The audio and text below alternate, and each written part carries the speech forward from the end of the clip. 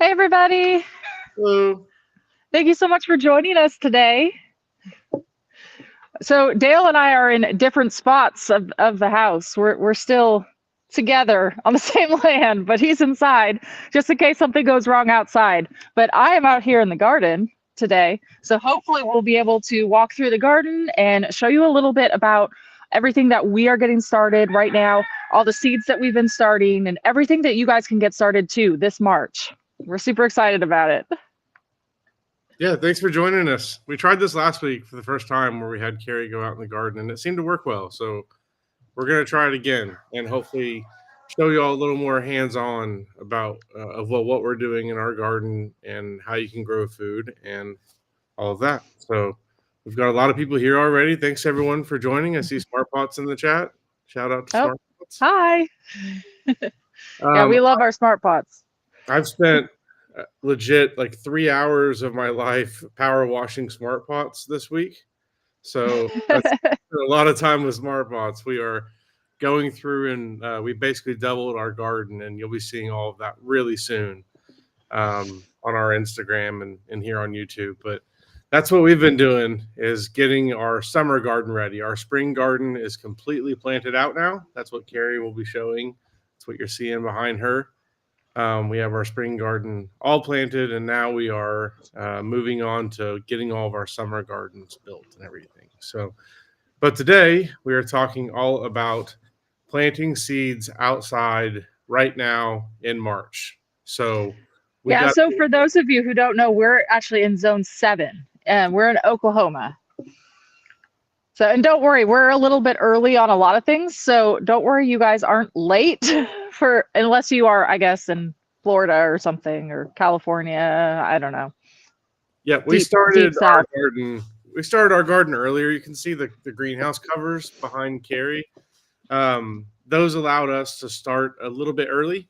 So we started back in early February. So you'll see some stuff we'll be showing here in a second is stuff that we started back then. And this is all stuff that you can put in the ground now in a large part of the country. If you're all the way up north, maybe not quite yet, but Maybe um, towards the end of the month. yeah, but that's where the app comes in. So our app was built. We built it to make it easy for you to know when to plant where you are. So all the things that we're showing today are in the app. All these specific varieties are in the app as well. We're growing every variety of broccoli and bok choy and lettuce and spinach and all sorts of stuff, and you'll see all that. So if you have any questions or comments, we love funny comments, that kind of stuff. Throw them in the chat, and that will enter you to win a free year of premium. The premium membership to our Seed to Spoon app, which gives you unlimited plants you can add to your garden. It gives you unlimited questions with GrowBot, full access to all of our features, including the new themes that we just added, and a whole lot more stuff. And on top of all that, you also get free shipping on all orders through the app. So that's a big deal right there. We just added that about a month ago now. So we're really excited about the free shipping. And again, all of the varieties and everything we're showing are things that we carry in our app. So, all right, Carrie, you And want to? we're also giving away a seating square too. Oh yeah, Did we yeah, leave the seating square out here? I think so. yeah. I As see we're it going through. by the front of the garden. I can see it out my window. Okay. I'll show it as we go by. But Yep. we've been using the seating square. The seating square is amazing. It is super helpful when you're doing square foot gardening, especially, and also just keeping your plants all organized. I'll show you how pretty it makes it because we use the seating square whenever we're direct seeding all of our stuff outside, and it makes it so much nicer, and it just looks really pretty too. And the kids love it too. Okay, I'll get walking here. Okay. I'm going underneath our trellis. We don't Carrie, have anything planted there yet. yeah, Carrie loves arches, so you'll see. Hey, can you show them just a quick peek of the new garden area? Can you just show them like over there Yeah. on the other side, making her walk back and forth across the garden today? If Okay. I want to show There. y'all, this is how much Carrie loves arches. I guess they Can don't you really come see through it? very well Yeah, because they don't have anything on them yet. Okay, well, we'll make some better content, but all of those T-posts have arches on them. We have like Yeah. arches we made. All right, so let's talk about the spring garden. Switch back to there again. Go to the first bed that we have up here. I can see you out the window too. It's kind of cool. Hi. Okay, so in this bed here, we have a mix of greens. So bok choy has been something that we have struggled with over the years, and what we have learned through this round is bok choy can be pretty temperamental. So our strategy of planting a new round every week or so really paid off. Also, these greenhouse covers that we have really helped a lot with the bok choy as well. So we've got a lot of different varieties there. Carrie, can you get a little bit closer and kind of get really close to some of the bok choy and let's show like hoping people can see like, how beautiful this is. Oh, And I know, it's so pretty. I'm so excited for these leaves. We're going to be using these in stir fries a lot. That's going to be the main thing that we're using bok choy in. But I also really like some of these big cabbage leaves as like a little like tortilla replacement for a little taco or something like that. I really like to use it for that. You can see one thing too is everything is spaced out all nice and neat, and really makes Carrie and I's OCD happy. And this is all because of the seating square. So whenever we planted all of this, we used the seating square. Um, Carrie, do you want to go grab the seating square and we can show it? It's right over to your left, over by that smart pot. That's it. I'll grab So this device that she's walking over right now. You'll see it in just a second. it. Okay. So this seating square made it really easy to go through and get everything all nice and planted out and spaced evenly, especially like the lettuce, the radish, carrots, things like that. They're the 16 per square. But if you kind of scan the garden, like, and show like everything is nice and organized, and it makes it not just like it looks nice, but it also makes it easier to stay organized and to know what you have and what did well and what didn't. At least for me, like having everything nice and organized, and we have labels for every variety there. So we actually did a test there. You can see like we have two labels next to each other. One label we did with a Sharpie, and the other label we did with the garden marker that is in our store, because this garden marker is incredible. Look at, can you zoom in on one of those labels? Let's see if it'll show. Can you see? Like the Sharpie's completely gone and the garden marker is still showing. So Yeah, it's pretty crazy. yeah. So we have a lot of different greens in here. And again, these are all greens that if you want to start growing food now, you can basically get the seeds for these, go out in your garden and put them in the ground now. And for most of the country, this is going to be the perfect time for it. And in about a month, you will have what you're seeing on your screen right now. I've only fertilized these once with some fish fertilizer. I think it's over there right next to you too, Yep, Carrie. it's right here. I smell it. Our dog came in and opened it up and knocked it over. So it's definitely fish fertilizer out there right now. But I did one round of that about a week ago. That's all the fertilizer we've used. It's really easy to grow, and it tastes incredible. Over here, we have some spinach. So this is, again, each row is a different variety of spinach that's in the app.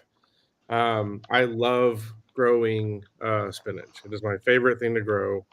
And I have a question I'm going to go ahead and pull up here about square foot gardening, because that definitely ties into how we plant.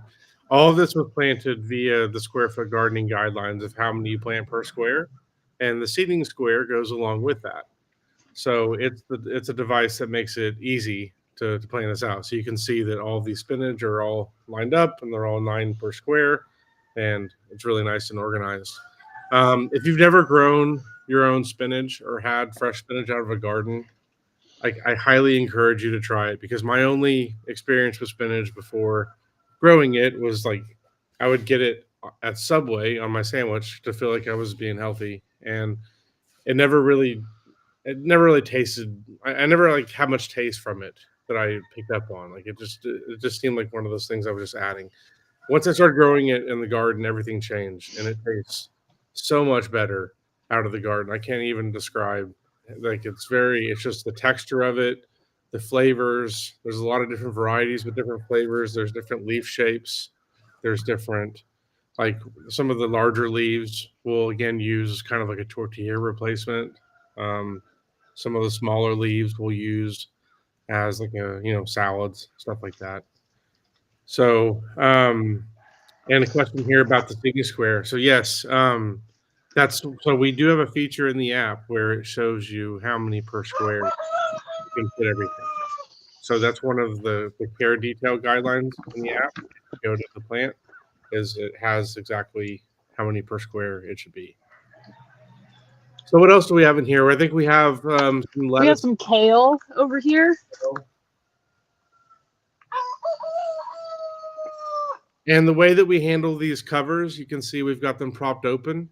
I have this little temperature sensor here that I keep next to my desk, and there's sensors inside of each one of those.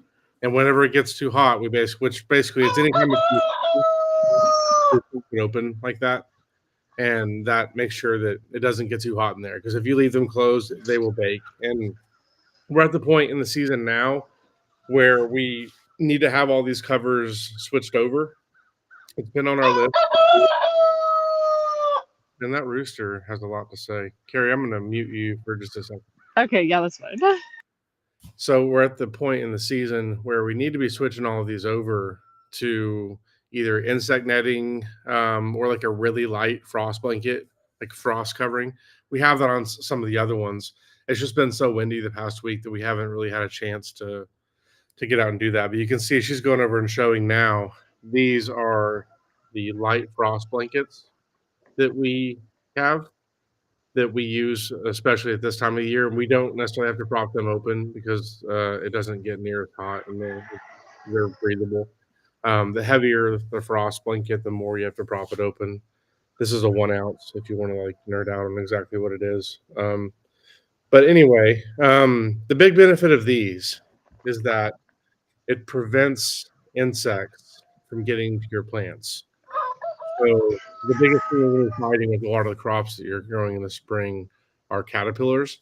There's going to be all these little white butterflies flying around that lay their eggs and obviously turn into caterpillars, and that's really what damages a lot of these different plants you're going to be seeing today. So these covers help protect from that. It also protects from the wind. We live in Oklahoma, which is one of the windiest places, in the States, and they can really wreak havoc on the plants. And these covers provide a really nice windbreak. You can also see like some shade that it's providing during certain times of the day too. So anyway, that's one of the reasons why we have these covers. But let's show some of the plants that you've got on that garden now. Is this our broccoli and cauliflower garden? Yes. Okay. So this is a mix of broccoli and cauliflower, and then in between, this doesn't have the rows. This is where we're putting onions in between. So one of the next things we're doing is planting onions in between each one of these rows to help deter pests. Now, it is going to have the cover on it, so it's going to be a big benefit as well. But onions are a really good companion plant to grow with broccoli and cauliflower and all the things you're seeing in here. So we did grow them pretty intensive here. A lot of these varieties are sprouting varieties or hybrid varieties that don't necessarily get super large. They just produce a bunch of side shoots. So, and the one thing that we have noticed, we've done some testing this spring where we have a couple of beds that have no cover on them whatsoever. And the broccoli that's been in those beds has not done nearly as well as the ones from that are covered. So that's made a big difference, is having these covers, especially like more than anything with the broccoli, the cauliflower, and the cabbages. And again, in most of the country, we're at the point now where you can plant all of these things directly from seed in the ground right now. You don't need to go through the hassle of indoor seed starting on a lot of this stuff. We're at the point where you could go outside, put seeds in the ground now, and what you're seeing now is stuff that we did about 3 or 4 weeks ago. So in about a month, you'll have basically what you're seeing now. Let me catch up on questions real fast. Carrie, is there anything you want to show or talk about while I look at we have a question about companion plants. And the app does have a feature that shows you the best companion plants for each plant. So if you go into the details for a plant, there's a tab at the very top that you can tap on for companions, and it will take you directly to that section of the app. And it'll show you all the best companions and also like the things to avoid planting, because sometimes like peas and garlic, for example, like don't go well together. So we keep those away from each other.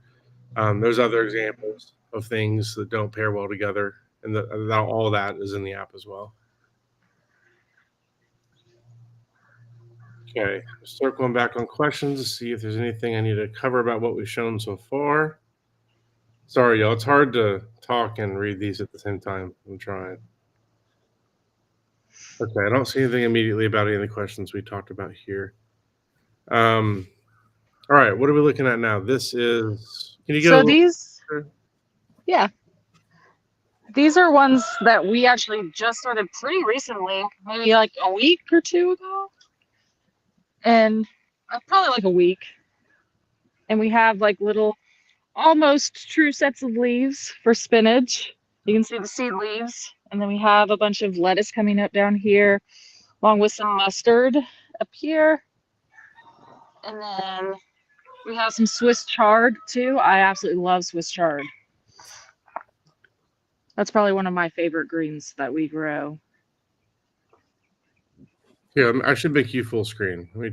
I think I can do that without like it That might. taking you away?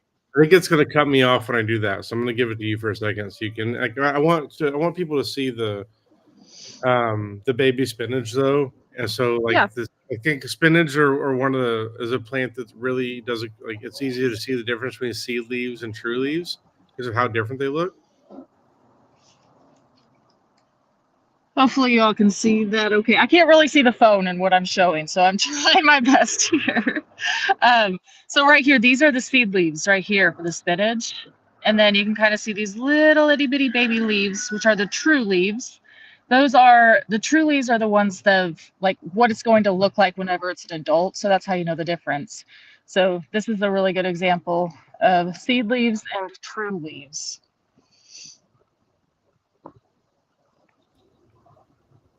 Okay, I brought it back so I can talk to you.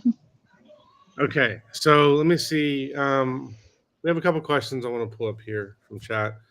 One question is about onions, putting them in between other plants instead of giving them their own space. That is the primary way that we plant onions, is we plant them either in between rows or we plant them, a lot of times we'll put them around the edge of a garden bed too.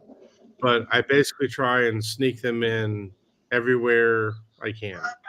Um, Onions are a great companion plant to most everything except for peas. Peas are the thing that it's one of those things that they just don't do well together. But everything else, onions help out, especially all these brassicas.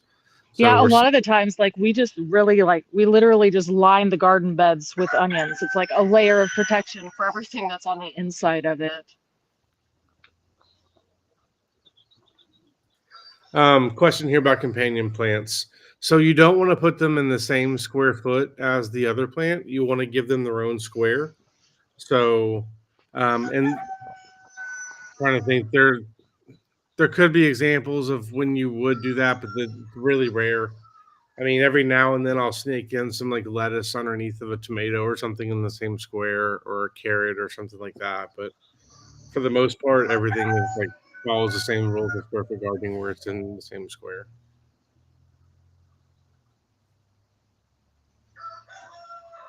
Okay, what else do we have to show out there, Carrie? Let's see. So different types of things we planted so far. Peas. We've done a lot of peas. They aren't coming up yet because we just started them. But as you can see, we have a trellis right here, and then we planted peas along each line here. And then they will eventually here, hopefully soon, be popping up here and growing up this trellis right here. So we're gonna have like walls of peas right here. Yeah, these trellises were really easy to build. We just basically use T-posts and cattle panels, and that's what we do as a lot for a lot of our trellises. Either we put them up this way, or sometimes we'll do the arch as well. That's more for like tomatoes and tomatillos and other vining crops that get a little bigger. Peas you only grow to like 5 or 6 feet tall max, so these trellises work out perfect for that.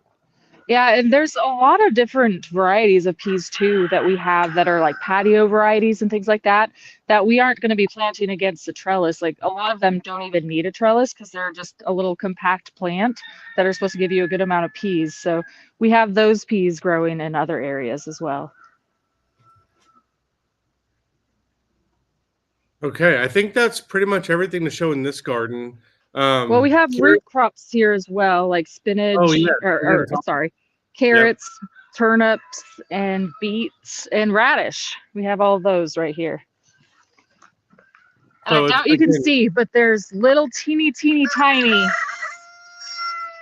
sprouts there. Little teeny.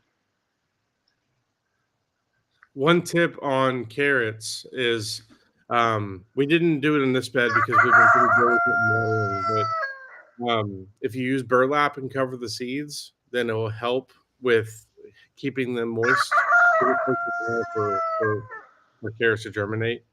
So that's one tip on how to germinate carrots. But again, it's the right time to plant all these root crops as well in most of the country. Basically, if the soil can be worked, if it's not frozen, then you can plant these.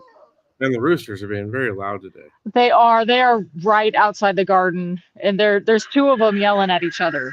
So Yeah, no problems.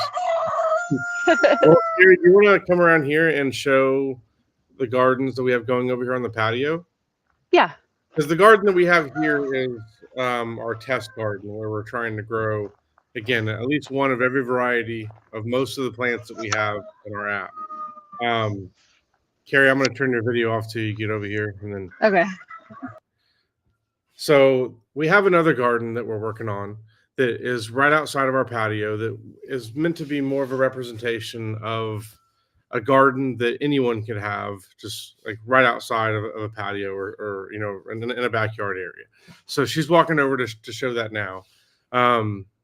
But there's a lot of varieties out there that grow well in small spaces and that stay compact, and that's a lot of what we're trying over in this garden. We're also trying a lot of different methods of growing in different containers and stuff like that. So she's walking over there now. I see a couple of questions that pop up that came up. Let me see here. So cowpeas do not need to be trellis, but you don't start them until the summer. Like so the black-eyed peas, that's a summer crop that does really well in the heat. So that's not something you're going to plant until then. Okay, I see Carrie's over here now. All right, Carrie. Hi. Okay, so a couple different things we're growing over here. We have a metal raised bed. These are made by Vigo Gardens, and again, we carry these in the app. This is a new thing that we're trying here, and we have a lot of root crops in there. Carrie, we have some sprouts coming up from all the root crops. We also use seed tape on these beds to make it a lot easier to plant. If you've never seen seed tape, it's basically just like a roll of toilet paper type tape that has seeds inside of it, and then you unroll it and then water it, and it makes planting a lot of these root crops a lot easier. Yeah, the sprouts are super tiny. I don't know if it's coming over, like if you're able to see them or not. Oh, there's a pea sprout. Pea is sprouting. You have one? Right there. Yeah, there's one that's coming up right there. It's exciting. Sorry, I get excited. You want to show our grow towers as well? Yeah. Something else that we've been growing, trying a lot of are these grow towers. We have a couple of these small ones that are like cheap ones that I got from Amazon. I've heard that the Dollar Tree has pretty much the same thing as well. But these larger ones I like a lot more. These are made from green stalk, and it's kind of hard to see. Can you range it? Like, turn your range a bit? Like, she can't use her back camera. Maybe. This Yeah. we use for streaming doesn't let her do that. It makes her use her front camera. So I can't really see. So hi. But these grow towers, I'm really liking, and I have like one of them on a swivel base, so you can rotate them around. We have them filled with different greens, and you can see our construction area in the background. Yeah. But we just built this house, and we're still kind of working on the landscaping around it. But it's fun because it's a blank canvas. So we are building all new gardens and everything. And these grow towers, I'm really liking these because they're right outside of our patio, and the way that you water them is just filling up the very top section, and then the water trickles down into the plants. So I'm curious to see how well they're going to do in the summer here in Oklahoma, and what I'm going to grow in them in the summer in Oklahoma. If you've used these and you have any good ideas for things that would grow well in the summer, let me know. Like, my thoughts right now are bush beans. I'm thinking about growing a bunch of bush beans in them. I think flowers would do well in them. I think things like marigolds would do well. I think we're going to do some herbs and things like that too. Yeah, but if you have other ideas, question from Kathy, who makes the grow tower. So it's made from green stalk, is the name of the company. If you just search for that, you'll find them. But they're pretty good price. It was like $170, I think, for one of those grow towers. So,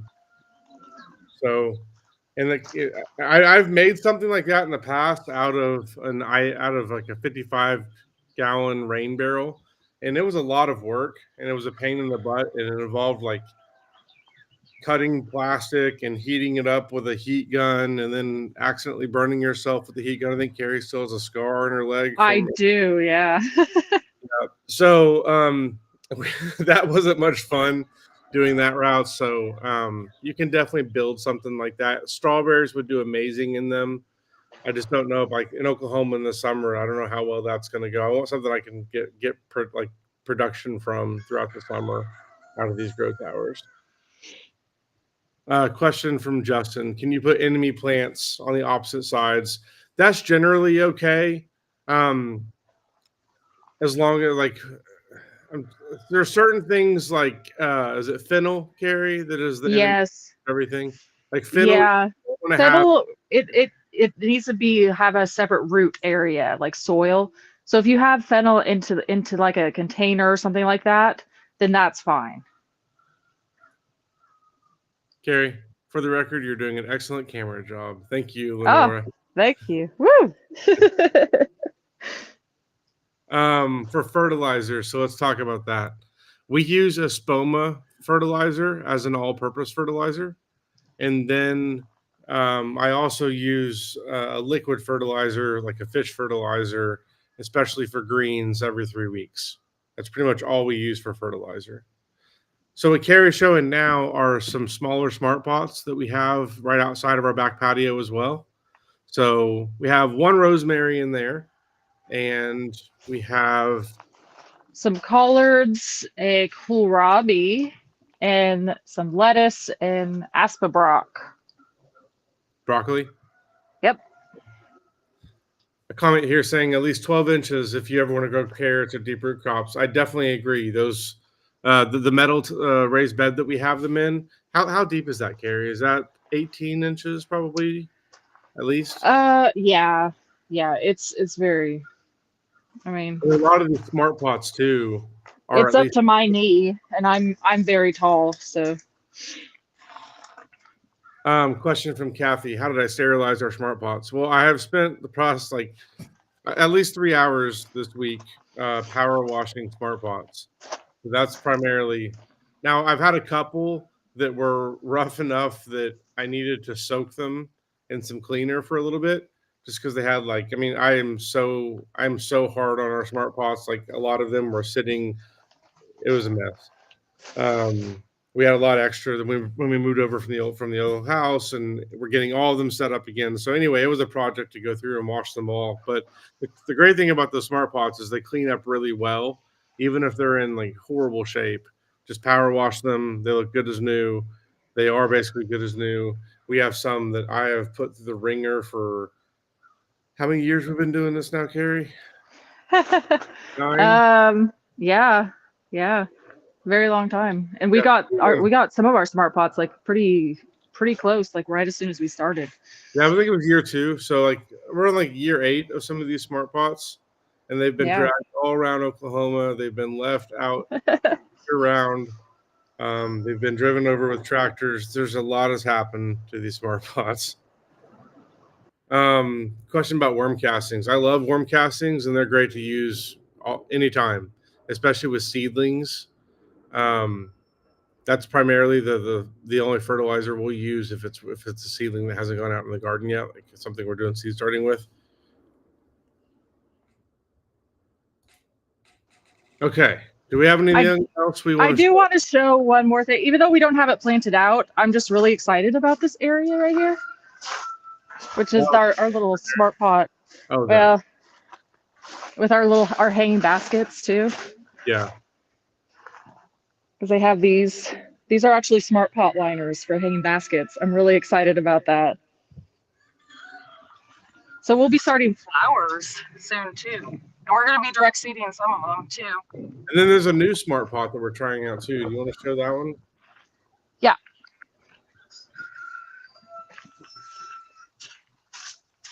We don't have it completely together yet.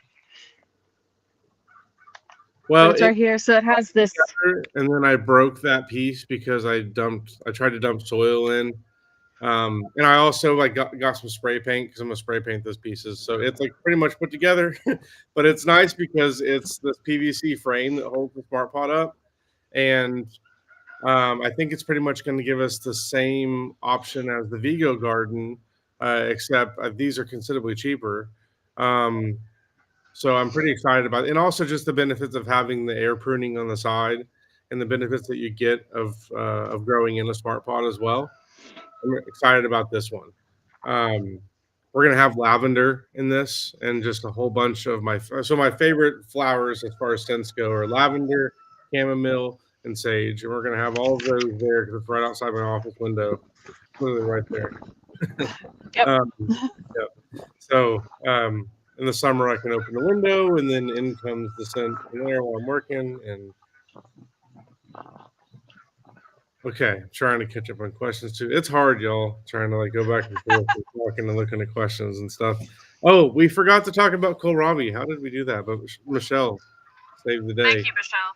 We have Kholrabi scattered around too. That was one of the other things mixed in with the broccoli and the cauliflower. I'm gonna see if I can find one. Yeah, she loves Kholrabi. Yes. Well, like it's one of those things so much fun. We'd never grown before a couple of years ago, and it's great because you get a fast harvest off of it. It's kind of like growing broccoli, except you harvest it much quicker and it doesn't have all the risk of broccoli. What I mean by that is like getting a large broccoli head can be difficult when you're fighting hailstorms and bugs and everything else, but Kholrabi is producing in like 48 days and you're getting basically the same flavor and same consistency of broccoli. In the stir fry, you can't really tell it. There's some. They're still really tiny. Look at those little baby Kholrabi. Yeah, but Kholrabi, what's great about them is it has a super fast harvest. Like, I think from sprout to harvest is like 50 or 60 days, which is amazing. Carrie, do we have any tips on starting pansy seeds? No. I mean, we started them this year, but that's the first time that we've done it. Yeah, I got to be real with y'all on flowers. Is we don't have a lot of experience with growing flowers, but that's all changing because both of us are kind of obsessed with starting flowers right now, and we have thousands of flower seeds in our garage right now, and some have gone really well, and some haven't, and we're learning a lot from that right now. So I can't speak intelligently on pansy seeds right now, but who can? You know where I'm going, Carrie. Growbot can. So check out our Growbot app. If you're not familiar, it's our AI chatbot that we trained on data, and Park Seed has a ton of data on pansies. And so check out Growbot, and it'll help you with pansy seeds. Next year, I got you. Like I'll be able to tell you all about pansies next year. Yeah, I can't remember what the germination type. Like we always looked at the back of the seed packet whenever we were starting out their flowers, since we were so unfamiliar with them. So whatever the back of the Park seed packet said to do, that's what we did. So Mo said it's not germinating for him. Here's so let's look at our pansies. Let's make a video on pansies and get them out on Instagram here Okay. for Carrie for Mo. So Okay. that'll start some of our flower content. Let's take a look at how our pansies are doing I'll and do it. put out what we've learned about it. But I need to add pansies into the app as well. Okay, question. What are the best shallow root crops to plant in very shallow beds? Okay, radish, number one. There's also going to be different varieties of carrots that are called half long, or there's going to be different varieties of carrots that would work well. Also, Beets would be a really good one. maybe depending on the variety and how you grew them. Basically, just anything that's going to be short is going to be better off. But even something like carrots, like it wants a longer taproot, like even the shorter ones, it's going to be tough. Like radish is going to be your best bet by far, though. And radish is really fast to grow as well. I still haven't figured out how to make radish like taste amazing. I'm still trying to make it where I crave radish because it'd be really convenient if I loved radish with how easy it is to grow. Well, we had some good tips that one workshop that we had. On Instagram, you can find us under From Seed to Spoon. So we have links on our website too. If you just go to seedtospoon.net or in our app, there's also a link to our Instagram in the menu. But you can find us as From Seed to Spoon anywhere on the internet. We're pretty much Carrie's constantly having to post on different networks because we're on all of them. We're on TikTok too. So okay, so it is 12:37. Let me just do a time check here. Are there any questions you guys have about starting seeds in the spring? We can talk about some of our favorite varieties. I don't think we really went into that much. Yeah. Any non-root crops that work well in shallow beds? Lettuce, spinach, Swiss chard, all the greens pretty much.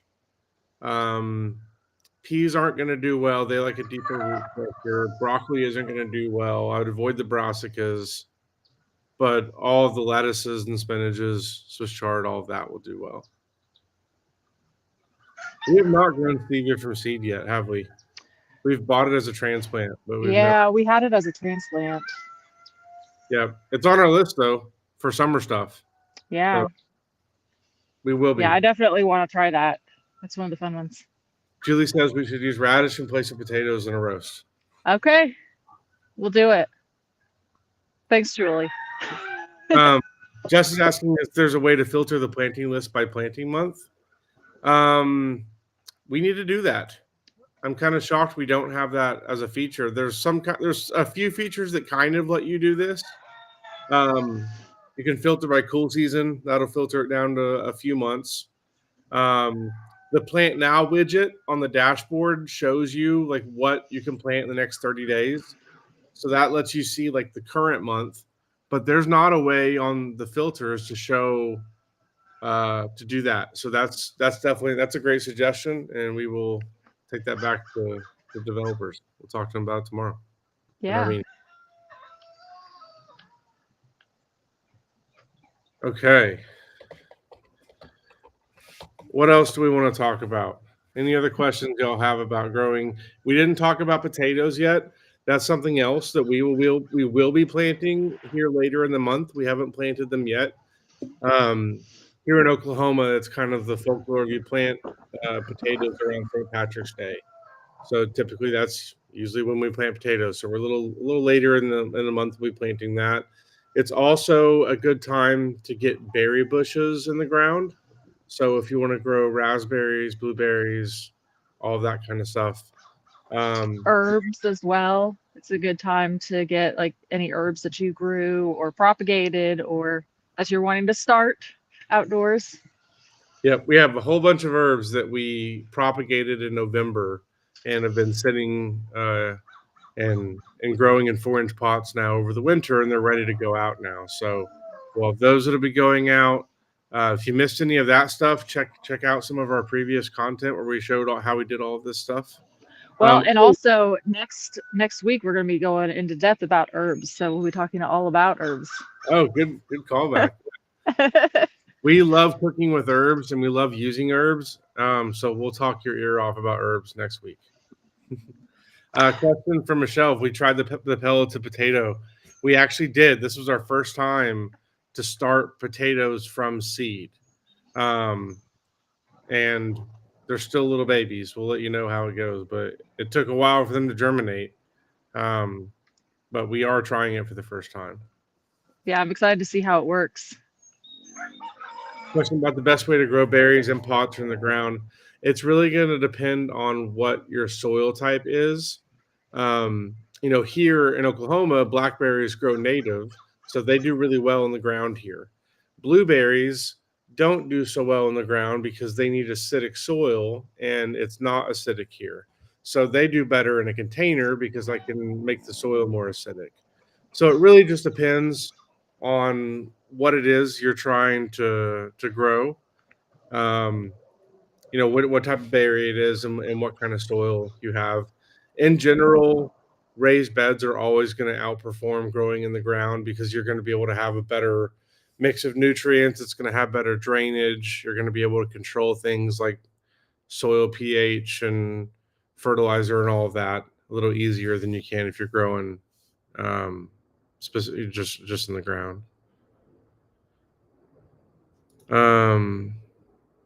Any specific plants we recommend growing for full shade? Yes. So lettuce, I feel like this is the answer to everything. I don't mean that to be, but that's just the way it's worked out today. But lettuce grows really well in the shade. Swiss chard. Spinach Mint needs a little more. Yeah, mint is a great Mint one. does really good in the shade. Mint We've and also had kale, bee you might be balm able to do really grow. well in the shade before. Yeah, it did. Yeah, we Yeah. didn't. I mean, it's in the mint family, so that makes sense. Yeah. But that has such beautiful flowers. It's surprising for the shade. What else? I bet radish you could probably pull off growing in the shade. We do have a filter on the app too for tolerates shade. Yep. So it'll give you some that are part shade also though, but you can it'll give you an idea too. Or Growbot will give you a list also. Recommendation for the easiest berry to grow. Blackberries are really easy to grow, and they have varieties that are thornless. So I recommend getting those. They do require some trellising. I guess technically you don't have to. They'll kind of go off on their own, but it'll make your life easier if you trellis them as they grow. I wouldn't say any of the berries are necessarily super hard. I think blackberries are, and that could just be because I'm in Oklahoma. Strawberries are pretty easy as well. Yeah. I would say things like blueberries are the hardest just because you have to account for soil pH and things like that. But even that's not hard. Like, don't be intimidated by it. They have a soil acidifier that we sell in the app. It's made by Espoma, and it has directions on there of how to use it, and it's really easy. You know what a really random, really easy berry is? It's the goji berry. Yeah, those are good. That one, I love the taste of them. I absolutely love them. And it is so easy. Like, I feel like we planted it and then we forgot about it, and it still just performs really well every year. It does really great. I love goji berries. Like tiny little red berries that were perfect on like a wrap. And they're like, they're almost like sweet. They're like sweet tomatoes, kind of. It's interesting. I really love them. I want one now. You can't buy them in the store. That's the thing that sucks about some of this stuff is like you get addicted to it and then you can't get it. See, that's the great thing about growing it. Makes you appreciate it too. Question about whether there's a soil testing product we recommend. Not really. I always recommend going to your local extension office. So throughout every state, there's going to be, or every county has a county extension office that does stuff like this. It'll be like $15 probably to get a soil test, and that's what I've always recommended and what I've always done whenever I do a soil test. I don't mess with soil testing though if I'm just making my own raised bed mix, which is what we make for most of our gardens, where we follow the Mel's mix of coconut coir or peat moss, vermiculite, and compost, and you just mix all of those together. So that's what we recommend for soil. If you need to make your soil more acidic, there's a product by Espoma. It's called Soil Acidifier. And if you just search for blueberry acidifier on our website on Park Seed, you'll find it there. And you can save 15% on all of this with Spoon 15, by the way. That's a coupon code that you can use through the app. I know I've got a thing here somewhere. And if you're a year subscriber, you get free shipping. We're trying to get better at this sales stuff. See, we're not salespeople. I don't know if y'all. We're not great at the sales side of things. But I mean, this stuff is honestly a good deal. So it makes it easier to sell. I get excited for free shipping, so that is excitement for me. when the biodome was half off the other day, I was excited because I remember before we got them for free. I remember when we had to pay for all the biodomes and stuff. So, that stuff excites us. So we'd like to share those things over with you guys. That's one of the fun things about being partnered with Park Seed is being able to bring you guys things like the biodome and all their varieties that they have. And we geek out with them on bringing in new varieties. And there's a whole lot of new purple varieties and stuff. There's a purple variety that's going to be on sale coming up. Purple Magic broccoli I saw as part of that. So I guess I'm leaking sale information, so I won't get in trouble. But you heard it here first. Purple broccoli sell soon. I know Michelle's excited. Okay. So let's announce a winner, and then we'll circle back and answer more questions. If I missed your question from earlier, please put it in chat again. When I'm talking a lot, it's hard to. I'm doing my best. Yeah, I'm sorry. Yeah, and I don't have access because I'm on my phone, so I can't help at all. So sorry. This is our first time trying this, where Carrie's outside the whole time, and I'm in here. Let us know what you think about this. If it worked out better. Someone asked for the code again, so I'm trying to find it again. I'm not a great multitasker. Okay. There's the code. I'll leave that up on screen for a bit. So you can save 15% with Spoon 15. Michelle says her purple broccoli is already out in the garden. Nice. Yeah, I want to see pictures of it. Yeah, we have some of our purple sprouting broccoli outside as well. Have we grown the purple cauliflower? We have a purple cauliflower, but I don't know if it's Sicily. It's not purple of Sicily. It's purple sprouting. Purple. Is it de purple? Is that that one? Okay. Yeah. Yeah, we do have a purple cauliflower, but not that one. And I do love it.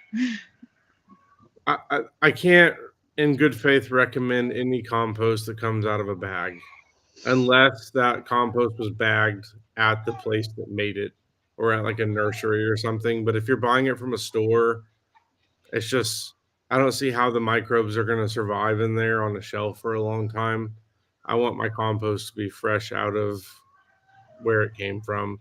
So like with our compost, we're generally buying it in bulk from a local supplier, or we're making it ourselves. But I can't recommend a bagged one. Now, if you go to a nursery, a lot of times they'll have higher quality compost options, and it might come in a bag, and that's okay because they bagged it right there. I'm just saying, like, I'm not going to walk into the hardware store, if you will, and buy compost. I'll buy peat moss there. That's fine. But there's nothing living in peat moss. So, how much hardening off time is needed for cool crops? I know I said I was going to announce our winner, and I keep answering questions, so I need to actually announce. Let's answer this one last question, and then we'll announce. So typically what we do is generally speaking about a week is what we do, and that's give or take. I mean, depending on how your weather is. If you have like a sudden frost, like sudden drop in temperature, you'll probably want to hold off a little bit and look at the temperature in the future as well. But typically about a week or so is all that's needed. Okay, we got a winner. So congratulations to Lenora. Congratulations. Email us at info@seedtospoon.net, and Andrew will get you set up with a 1-year membership to Seed to Spoon Premium and also a seeding square.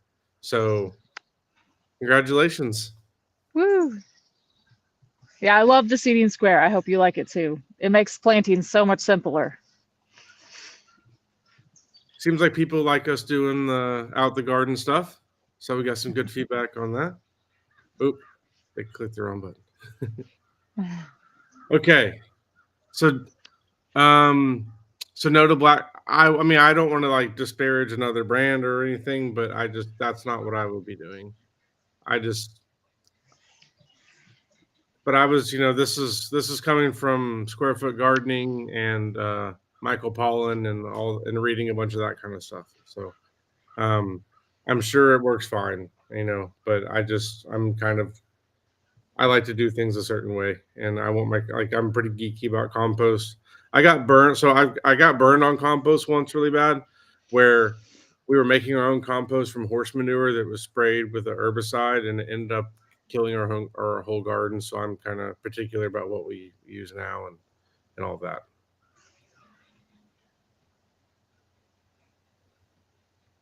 All right. Well, I don't see any other questions here. Again, next week we're going to be talking about herbs.